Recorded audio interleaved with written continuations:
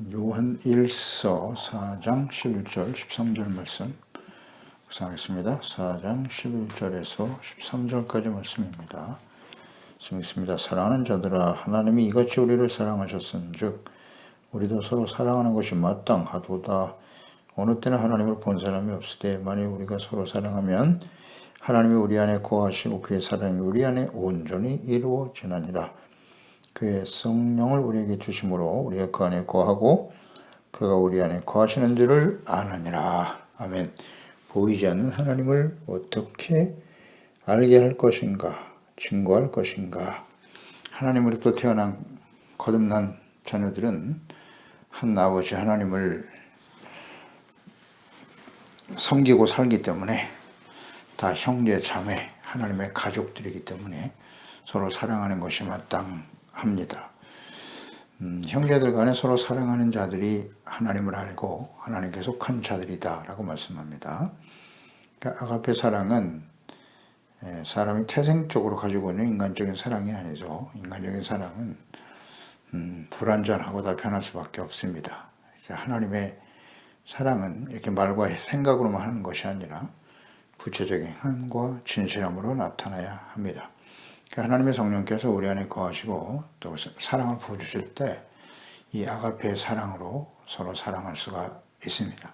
그래서 하나님이 그 아가페 사랑으로 형제와 이웃을 사랑하지 않는 그런 사람들은 사랑의 하나님을 알지 못하는 것이다 라고 말씀하고 있죠. 하나님을 안다라고 하는 것은 하나님께서 사랑이심을 아는 것이고 그 사랑을 힘입어 서로를 사랑하는 구체적인 실천으로 나타나게 되는 것입니다. 그래서 미움, 갈등, 분노, 시기, 질투, 비방, 정죄, 교만과 멸시가 아니라 이해와 용납, 또 긍휼, 자비, 친절, 위로, 온유, 오래 참음, 악을 악으로 대하지 않고 오히려 선으로 악을 이기는 사랑으로 나타나게 되는 것이죠. 우리가 하나님을 사랑하는 것이 아니라 하나님께서 우리를 먼저 사랑하시고 독생자를 보내주셨습니다. 예수님을 통해서 그 십자가의 죽으심을 통해 우리를 향한 하나님의 사랑이 어떠하신가를 잘 보여주셨습니다. 이 사랑을 깨달은 사람들이 진정 하나님의 자녀들이고 그 자녀들은 또 함께 서로 사랑할 수밖에 없는 것이죠. 그래서 11절에 하나님이 이같이 우리를 사랑하셨은즉 우리도 서로 사랑하는 것이 마땅하도다. 그러니까 죄인인 우리를 위해서 아가페 사랑으로 독생자를 보내주시고 십자가에 화목 제물이 되게 하신 사랑을 보여주셨어요. 우리가 아직 죄인 되었을 때 그리스도께서 우리를 죽으심으로써 우리 위해 죽으심으로 하나님께서 우리에 대한 자기사랑을 확증해 주셨는데요. 하나님과 그분이 우리를 어떻게 사랑했는가를 잘 아는 하나님의 자녀들은 서로 사랑하는 것이 마땅하다 그랬어요. 오늘 말씀에도 서로 우리도 서로 하나님이 이같이 우리를 사랑하셨기 때문에 하셨은즉 원인이 되는 거죠. 이 주님의 사랑을 깨닫지 못하는 사람, 이 사랑이 우리 가운데 임하지 않으면 서로 사랑하라고 하는 이 주님의 말씀을 결단코 순종할 수 없습니다.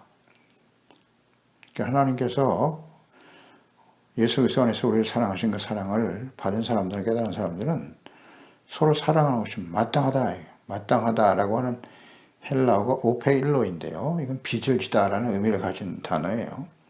재물에 대한 빚은 반드시 갚아야 하죠. 그리고 이 오페일로라고 하는 마땅하다라는 말이 도덕적 의무를 나타내는 그런 말로 사용되기도 해요. 그러니까 구약 시대에는 하나님과 그분의 말씀에 대한 순종의 의무와 태도를 의미하는 말로 사용됩니다. 그러니까 예수님께서 이 오페일로, 마땅하다라고 하는 이 단어를 잘 설명하고 계신 말씀이 있는데 마태복음 18장 23절 이하죠. 1만 달란트 빚진 자의 피를 통해서 도저히 갚을 수 없는 1만 달란트의 빚을 진 사람을 왕이 탕감해 주었고 또 그 사람이 빚을 탕감받았지만 길을 가다가 100데나리온 빚을 진 사람을 만나 돈을 갚지 않는다고 감옥에 넣어버렸죠. 그러니까 이 비유를 통해서 아주 분명히 이 단어의 의미, 마땅하다라고 의미를 설명해 주고 있습니다. 그래서 18장 27절에 보면 그 종의 주인이 불쌍히 여겨 놓아보내며 그 빚을 탕감해 주었더니 그 종이 나와서 자기에게 100데나리온 빚진 동료 한 사람을 만나 붙들어 목을 잡고 이르되 빚을 갚으라 하매 허락지 아니하고 이에 가서 그가 빚을 갚도록 옥에 가두었다라고 말했어요. 그때 31절에 그 동료들이 그것을 보고 몹시 딱하게 여겨 주인에게 가서 그 일을 다 알리니 이에 주인이 그를 불러다가 말하되 악한 종아 내가 빌기에 내가 내 빚을 전부 탕감해 조건을 내가 너를 불쌍히 여긴 것 같이 너도 내 동료를 불쌍히 여기면 마땅하지 아니하냐. 이 마땅하지 아니하냐. 주인이 노하여 그 빚을 다 갚도록 그를 옥졸들에게 넘기니라. 너희 각각 마음으로부터 형제를 용서하지 아니하면 나의 하늘에 계신 나의 하늘 아버지께서도 너에게 이와 같이 하시리라. 1만 달란트 빚을 진 사람이 빚진다라고 하는 이 헬라어가 오펠레테스거든요. 마땅하다라는 말, 그러니까 채무에 대한 태도를 잘 설명하고 있어요. 그러니까 하나님께로부터 용서받은 사람은 1만 달란트의 빚을 탕감받았다는 것은 용서받았다는 거예요. 도저히 씻을 수 없는 죄를 하나님께로부터 용서받은 사람들이기 때문에 그 형제의 허물도 마땅히 용서해야 된다는 뜻이에요. 마땅하다. 빚을 진 사람이 그 빚을 탕감받았다면 다른 사람의 빚도 용서해 줄 줄 알아야지. 이게 마땅하다라고 하는 의미거든요. 그러니까 용서는 사랑이죠. 그것은 구체적으로 하나님께 빚을 탕감받은 것 같은, 것 같이 하나님께 이 자체가 이제 사랑의 빚을 진 것이기 때문에 이웃의 허물과 죄에 대해서 용서하는 것은 너무나 마땅하다라는 거예요. 채무 이행이라는 의미로 이해하면 바르게 우리가 이해할 수 있을 거예요. 하나님께로부터 예수 그리스도 안에서 너무나 우리가 감당할 수 없는 용서를 받고 은혜를 받는 사람들입니다. 사랑에 빚을 진 사람들이라고요. 여기서부터 시작이에요. 예수님의 십자가의 죄사함, 용서, 이 사랑, 감당할 길이 없는 일이죠. 사망에 처한 우리들을 주님께서 의롭다함을 얻게 하시고 언제나 하나님의 자녀로 받아주셨단 말이죠. 죽었던 자들을 살려내신 거예요, 생명으로. 이 얼마나 큰 은혜와 빚을 진 사람들입니까? 그런 사람들이 우리 형제와 이웃을 이해하고 용납하고 그들의 죄를 용서하지 못한다? 이것은 진정 하나님의 사랑을 깨달은 사람이라 할 수 없는 것이라는 거죠. 너무나 마땅하고 당연하다는 것입니다. 이런 의미로 이 말씀을 잘 이해해야 해요. 우리는 이것을 잘 실천하고 있나요? 우리가 하나님께로부터 얼마나 큰 은혜를 받은 사람들인데 형제와 이웃의 죄와 허물을 용서할 수 없다고요? 쉽지 않죠. 그렇다면 근본적인 문제가 있는 거예요. 근본적인 문제가 있어요. 주님의 사랑과 은혜를 생각하면 돼요. 그래서 로마서 1장 14절에 헬라인이나 야만인이나 지혜 있는 자나 어리석은 자에게 다 내가 빚진 자다. 사도 바울도 이와 같은 고백을 하지 않습니까? 그리스도와 또 그리스도인들을 받게 하던 자로서 구원의 은혜를 받아 이방의 사도가 된 사도 바울, 항상 자신이 유대인, 더 나아가서 이방인 모두에게 복음을 전해야 한다는 사명을 빚진 자라는 심정으로 이렇게 고백하고 있단 말이에요. 갈라디아서 5장 3절에도 보면 내가 할례를 받는 각 사람에게 다시 증언하노니 그는 율법 전체를 행할 의무를 가진 자라 그랬어요.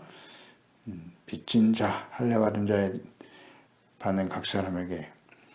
로마서 8장 12절에도 보면 형제들아 우리가 빚진 자로 내 육신에게 줘서 육신대로 살 것이 아니다. 그래서 우리는 다 빚진 자입니다. 빚진 자는 반드시 갚아야 될 의무가 있는 것과 같이 예수 그리스도의 십자가 대속의 은혜와 사랑으로 구원받은 하나님의 자녀들은 사랑의 빚을 진 사람들이기 때문에 형제와 이웃을 서로 사랑하는 것이 너무나 당연하고 마땅하다는 겁니다. 그리스도인들에게 있어서 서로 사랑하라고 하는 말씀은 해도 되고 안 해도 되는 선택의 문제가 아니라 빚진 자의 마음으로 반드시 마땅히 순종해야 하는 것입니다. 그래서 서로 사랑하라 라는 이 말씀을 마땅히 순종해야 될 이유 12절에 어느 때나 하나님을 본 사람이 없을 때 만약 우리가 서로 사랑하면 조건절 하나님이 우리 안에 거하시고 그의 사랑이 우리 안에 온전히 이루어지느니라. 하나님이 우리 안에 거하시고 그의 사랑이 우리 안에 온전히 이루어졌다. 하나님이 우리 안에, 우리가 주님 안에 사랑 안에서 온전히 하나가 되어진다. 어떤 사람이 어떠할 때 우리가 서로 사랑하면 그랬어요. 그러니까 하나님을 본 사람이 없죠. 하나님을 알지 못합니다. 이 땅에 태어난 모든 자연인들은 죄 가운데 태어난 사람들은 하나님을 알 수가 없어요. 그런데 우리가 서로 사랑하는 모습을 보여줄 때, 아가페 사랑으로 서로 사랑하는 모습을 보여줄 때 하나님이 우리 안에 거하시고 주님이 우리와 함께 하신다는 사실을 모든 사람들이 알 수 있게 된다는 거예요. 그래서 하나님께서 친히 자신을 계시하여 주시지 않으면 그 누구도 하나님을 알 수가 없는데요. 분명하죠. 하나님을 알지 못하기 때문에 사람들은 눈에 보이는 우상을 만들어 섬길 수밖에 없어요. 하나님 아버지께서 지혜와 계시의 영을 우리에게 주실 때 비로소 우리가 하나님을 알게 되는 것이고, 그럴 때 하나님과 함께 하나님이 우리에게 베푸신 그 은혜와 사랑, 예수 그리스도 안에서 주신 구원의 은혜를 우리가 깨닫고 그 사랑을 감사하고 그 주님을 온전히 섬기며 순종하는 삶을 살아가게 되는 것이죠. 하나님께서 얼마나 큰 사랑의 하나님이신가를 우리에게 알게 하시고 그걸 우리가 깨달아 예배하고 또 성경을 통해서 하나님의 음성을 듣게 하시고 또 뜻을 알고 믿어 순종하게 하시는 은혜가 우리에게 주어지게 되는 것인데요. 예수 그리스도를 보내주시고 십자가의 화목 제물이 되게 하시는 은혜와 사랑을 맛본 사람은 하나님을 아는 사람들이에요. 하나님을 알기 때문에, 사랑의 하나님을 알기 때문에 그 사랑을 우리의 삶에 실천하고 나타내게 되는 것이 이건 너무나 자연스러운 일이라는 거예요. 마땅한 일이다. 그러니까 사랑과 은혜에 빚을 진 하나님의 자녀들이 어떻게 하나님을 알 수 없는, 전혀 알 수 없죠. 그들에게 하나님을 증거하고 나타내 보일 수 있을 것인가?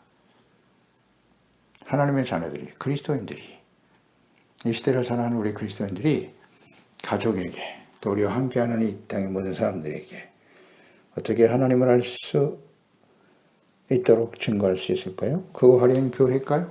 수많은 교인들, 출세와 성공, 명예와 높은 권력의 자리에 올라가서 부와 재물을 얻게 되면 세상 사람들에게 하나님을 알게 할 수 있을까요? 물론 하나님께서는 이 모든 것을 더하여 주실 것이라고 약속하셨습니다. 다만 전제 조건이 있죠. 신명기 28장 1절로 2절에도 내가 내 하나님 여호와의 말씀을 삼가 듣고 내가 오늘 내게 명령하는 그의 모든 명령을 지켜 행하면 그랬잖아요. 네 하나님 여호와께서 너를 세계 모든 민족에 뛰어나게 하실 것이다. 내가 네 하나님 여호와의 말씀을 청종하면 이 모든 복이 내게 임하며 내게 이를 것이다. 지금 명령을 지켜 행하면 그랬어요. 이것은 곧 하나님을 사랑하는 것이고 그 말씀을 지켜 순종하는 것이죠. 명령을 지켜 행하면 사랑이 동기가 되어 그러면 뛰어나게 하시고 우리의 삶에 필요한 모든 복을 더해 주실 것을 약속하셨어요.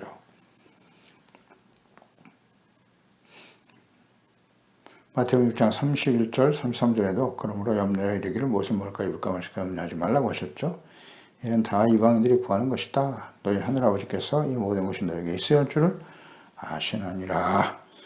그런즉 너희는 먼저 하나님의 나라 그의 나라와 그의 의를 먼저 구하라 그랬어요. 그리하면 이 모든 것을 너에게 더하신다. 하나님의 계명, 율법, 사랑과 의죠. 이것을 실천하고 순종하는 사람들, 빚진 자의 마음으로 마땅히 실천해야 될 사랑이죠. 이웃사랑, 형제사랑, 가정에서, 교회에서 먼저 실천이 이루어져야 하는 거예요. 구체적으로 나타나야 합니다. 그리고 소외당하고 도움이 필요한 이웃들에 대한 구체적 사랑의 실천, 오래 참음, 자비, 양선, 선으로 행하고 불쌍히 여기는 마음으로 돕는 것이죠. 하나님의 나라와 그의 의를 구하는 일, 곧 내가 너희를 사랑한 것 같이 너희도 서로 사랑하라 라는 이 말씀을 우리가 실천하며 살아갈 때에 사람들에게 하나님께서 우리 안에 가정과 교회 그리스도 안에 함께 하심을 알게 된다라는 거예요. 너희가 서로 사랑하면 이로써 모든 사람들이 너희를 내 제자인 줄 알게 되리라 라고 말씀하고 있지 않습니까? 알게 되게 하겠다라고 말씀하셨어요. 그러니까 하나님의 사랑, 아가페 사랑이죠.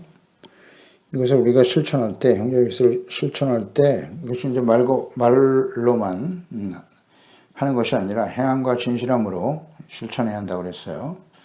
오래 참음, 자비, 양선의 마음으로 실천해야 한다는 것입니다. 이는 오직 예수님과 하나님 아버지께서 우리 안에 거하실 때 가능하다 라고 말씀하고 있죠. 우리 스스로 노력해서 얻어지는 것이 아닙니다. 무슨 종교적인 훈련을 통해서 이루어지는 것 필요하죠. 경건의 훈련 필요합니다. 말씀 묵상하고 기도하고 필요한데 성령님의 인도하심을 받는 삶이 반드시 필요해요. 13절에 보세요. 그의 성령을 우리에게 주심으로, 원인이잖아요. 우리가 그 안에 거하고 그가 우리 안에 거하시는 줄을 알게 될 것이다. 성령을 우리에게 주시는 것이 원인이 되죠. 우리가 오랫동안 신앙생활을 하고 또 하나님의 말씀을 많이 알고 있다고 하지만 이 주님의 사랑을 실천하고 나타내는 일에 온전하지 못하죠. 그러니까 주님의 말씀을 지켜 순종하는 것이 하나님을 사랑하는 것이고 그것은 구체적으로 우리의 눈에 보이는 가까이 있는 이웃들, 형제들을 사랑하는 것으로 나타난다고 하는 것인데 이것이 실천이 되지 못할 때가 많지 않습니까? 알기는 알죠. 근데 실천이 안 돼요. 그 이유가 뭘까요? 오늘 말씀하잖아요. 그의 성령을 우리에게 주심으로 그랬어요. 그러니까 성령께서 우리 가운데 임하셔야 돼요. 성령으로 거듭나고 하나님의 영으로 충만해져야 합니다. 성령께서 임하실 때 성령을 통해서 우리가 예수님 안에, 예수님 우리 안에, 하나님이 예수 그리스도 안에, 예수께서 하나님 안에 있는 것을 너희가 알게 되리라. 요한복음 14장 16절이야 20절 말씀이죠. 성령이 임하셔야만 주님과 우리가 하나됨을 온전히 이루게 된다. 그러니까 예수님 안에서 우리가 함께 살아갈 수 있다고 하는 의미가 뭐라고요? 예수님 안에서, 예수님이 우리 안에, 우리가 그 안에, 주님의 말씀이 우리 안에, 우리가 주님 안에. 그러니까 하나님의 말씀과 성령이 우리 가운데 임하심으로써 하나님의 말씀을 지켜 순종하는 삶으로 나타나는 거예요. 그러니까 예수께서 행하신 일을 그대로 행하는 것이 예수님 안에서의 삶이라고 하셨잖아요. 예수님 우리 안에 계시니까 주님 우리 안에 계시면 무슨 일을 하실까요? 어떤 역사가 일어나겠습니까? 빛의 열매가 나타나겠죠. 예수님이 살아오셨던 삶의 모습이 그대로 나타날 수밖에 없는 거예요. 이웃사랑에 대한 구체적인 실천, 성령의 열매, 사랑, 희락, 화평의 기초가 되어서 대인관계에서의 성령의 열매는 뭐다? 오래 참음, 자비, 양선이에요. 그것이 예수님의 인격이고 예수님의 삶의 모습이셨어요. 사람들을 불쌍히 여기사 병든 자를 치료하셨잖아요. 불쌍히 여기시는 거예요. 자비로 대하시잖아요. 친절하게 대하시고 불쌍히 여기시고 병든 자 고쳐주시고 귀신을 내어 쫓아주시고 하나님의 말씀을 듣지 못하여 목자 없이 유리방황하는 그 영혼들을 불쌍히 여기셨잖아요. 그래서 그들에게 하나님의 말씀을 가르쳐 주시고 천국 복음을 전파하여 주시고 죄사함 받고 용서받고 의롭다함으로도 하나님께 나아갈 수 있는 구원의 길을 활짝 열어주신 것이죠. 사람들은 언제나 이렇게 자비로 대해요. 선으로 대합니다. 선으로. 하나님은 선하신 분이에요. 의로우신 분입니다. 조금도 회전하는 그림자도 없으신 분이세요. 절대 불의를 행하실 수 없는 분이시고 이것은 성령께서 우리 가운데 임하실 때 가능해진다. 이건 아주 절대적인 진리입니다. 그러니까 성령이 우리 가운데 아가페의 사랑을 부어주시고 그래서 그 사랑 안에서 우리의 죄가 용서받고 은혜받아 이제 하나님을 사랑하고 그 말씀을 지켜 순종하는 삶 그럴 때 평화가 찾아오죠. 죄사함 받고 용서받고 그럴 때 참된 기쁨이 넘쳐나게 되고 그것이 이제 우리 삶의 기초가 되고 원동력이 되는 것이죠. 사랑이 동기가 되고 힘이 되어 기쁨으로 주를 섬기며 형제와 이웃을 불쌍히 여기고 용서하고 선으로 대하는 삶으로 나타날 수밖에 없는 것입니다. 그러니까 성령으로 말미암아 이거 중요해요. 성령을 우리에게 주심으로 그랬어요. 주시는 분도 하나님이세요. 하나님의 절대적인 주권입니다. 성령을 부어주신다. 어떻게 해야 우리가 성령으로 이렇게 은혜를 받고 성령의 충만함을 얻을 수 있을까요? 성령 충만한 베드로가 예수 그리스도의 십자가의 복음을 전파할 때 사도행전 2장이죠. 그 말씀을 듣고 예수님을 십자가에 못 박았던 유대인들이 마음에 크게 찔림을 받았어요. 찔림을 받고 우리가 어찌해야 할꼬 어찌해야 하나님 앞에 나아갈 수 용서받고 구원받을 수 있겠는가 그랬죠. 그러니 너희는 각각 세례를 받고 죄사함을 받아라 그랬잖아요. 그러면 성령을 선물로 받으리라. 죄사함 받고 하나님 앞에 죄를 자백하고 그 십자가의 보혈로 씻음받고 용서받아 하나님의 성령이 우리 가운데 임하실 때에 그랬죠. 그러니까 겸손해야 돼요. 자기의 죄를 깨닫고 겸손히 자복하고 회개하고 돌이켜 주님을 바라볼 때에 주께서 우리에게 은혜를 베푸신다. 자비를 베풀어 주실 것이다. 그런 사랑과 은혜를 우리가 깨닫게 될 때 우리도 다른 사람들을 이해하고 용납하고 불쌍히 여기는 모습으로 나타날 수밖에 없는 거예요. 그러니까 형제와 이웃을 불쌍히 여기고 돕는 거, 진실한 사랑을 실천하는 이런 모습을 통해서 우리는 모든 사람들에게 하나님이 우리 안에 계시고 우리가 주님 안에 계시다는 사실을 증거하며 나타낼 수 있다라는 것입니다. 이 부분은 중요합니다. 우리 그리스도인들이 이 땅에 살아가는 이유와 목적이 무엇이냐는 거예요. 너무나 분명하죠. 우리를 통해서 눈으로 볼 수 없는 하나님, 영신 하나님이시니까 그 하나님을 보내신 자 예수 그리스도를 알고 믿어 영원한 생명을 얻게 하는 것이 우리가 이 땅에 존재하는 이유와 목적이고 우리를 구원하신 하나님의 뜻이 아니겠습니까? 어떻게 해야 가능하냐 이거예요. 그냥 열심히 신앙생활만 하라. 뭘 열심히 어떻게 하라는 거예요? 열심히만 하면 되는 겁니까? 열심히 예배만 드리면 되는 거예요?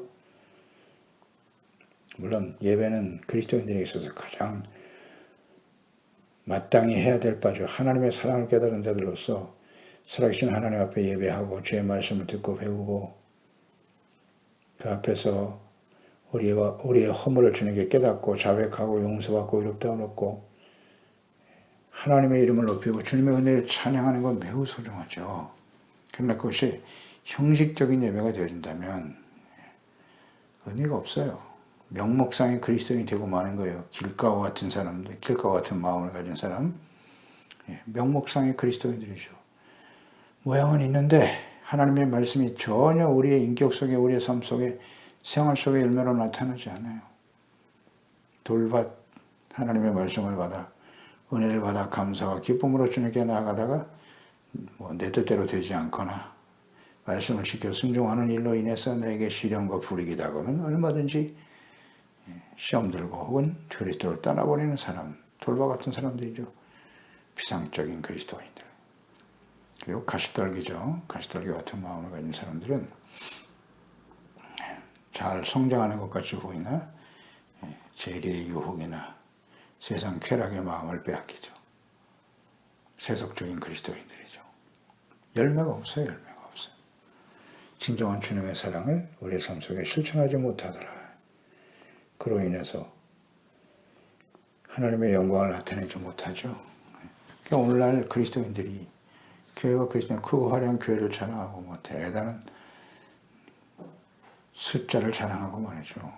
교회, 교세를 자랑하면서 하나님의 이름, 예수 그리스도의 이름을 부르고 증거하려고 애를 쓰고 있습니다만 왜 사람들로부터 외면을 당할까요? 그렇습니다. 이런 외형적인 모습으로 경건의 모양을 가지고 사람들을 변화시킬 수 없어요. 경건의 능력이 있어야지. 능력. 서로 사랑하라 라고 하시는 주님의 말씀을 실천하는 구체적인 모습이 있어야 돼요. 교회 안에서. 성도들 간에 가정에서부터 가족들을 서로 사랑하는 모습을 실천해 가야죠. 실천해 가야죠. 그럴 때 우리를 통해서 많은 사람들이 살아계신 하나님을 알게 된다. 하나님이 우리 안에 계시다는 사실을 알게 된단 말이에요. 아주 중요한 문제입니다. 우리는 어떻게 살아계신 하나님, 영이신 하나님, 사람들에게 볼 수 없는 그 하나님을 사람들에게 나타낼 수 있을 것인가? 나타내며 증거하며 살아가고 있나요? 기도하겠습니다. 하나님 아버지, 오늘도 주의 말씀을 듣습니다. 하나님은 영이시죠. 영이신 하나님, 우리도 하나님을 알지 못하고 이 땅에 태어나서 눈에 보이는 대로 자신이 옳다고 여기는 대로 철저하게 자기중심적이고 인본주의적인 생각을 가지고 육체의 욕심을 따라 죄악 가운데 하나님 없이 살아왔어요. 그러던 저희들에게 성령을 보내주시고 거듭난 하나님의 자녀가 되게 하소서. 영이신 하나님을 알게 하시고 죄와 계시형을 주사 하나님을 알게 하시고 그 주님의 사랑과 은혜를 십자가에 나타난 하나님의 사랑을 깨닫게 하셨나이다. 이 주님의 사랑과 은혜가 얼마나 소중한지 그 사랑으로 하나님을 사랑하고 또 우리 형제와 이웃들을 사랑하며 살아갈 수 있도록 인도해 주시니 감사합니다. 그 이전에는 정말 용납할 수 없는 그런 우리 형제와 이웃들도 불쌍히 여기는 마음으로 바뀌죠. 긍휼과 자비를 가지고 대하게 되는 건 너무나 당연한 것입니다. 형제와 이웃을 사랑하는 것은 하나님의 자녀로 태어난 저희들의 마땅히 해야 할 일이다. 우리가 예수 그리스도께서 우리를 사랑하셨은 즉 우리도 서로 사랑하는 것이 마땅하다 하셨습니다. 우리의 주어진 삶의 소중한 관계 속에서 가족들 간에 또 우리 소중한 교회 안의 지체들 간에 함께하는 우리 이웃들을 진실한 사랑과 자비와 긍휼로 대하고 있는가? 이것이 바로 보이지 않는 하나님을 사람들에게 증거할 수 있는 유일한 방법이에요. 그런 걸 우리가 작은 일부터 우리 가정에서부터 함께하는 우리 소중한 지체들, 이웃들 진실한 주님의 사랑으로 이해하고 용납하고 오래 참과 자비와 양손으로 사랑을 실천해가는 저희들이 되도록 이것은 오직 성령께서 우리 가운데 임하실 때만이 가능하다 하셨습니다. 성령으로 말미암아 우리에게 주시는 그 사랑을 힘입어 아가페 사랑을 우리에게 계속 부어주셔서 우리가 주어진 삶의 자리에서 살아계신 하나님을 알게 하고 증거하는 일에 쓰임받는 우리 모든 지체 가족들 자녀들이 되게 하여 주시옵소서. 예수님의 이름으로 기도드리옵나이다. 아멘.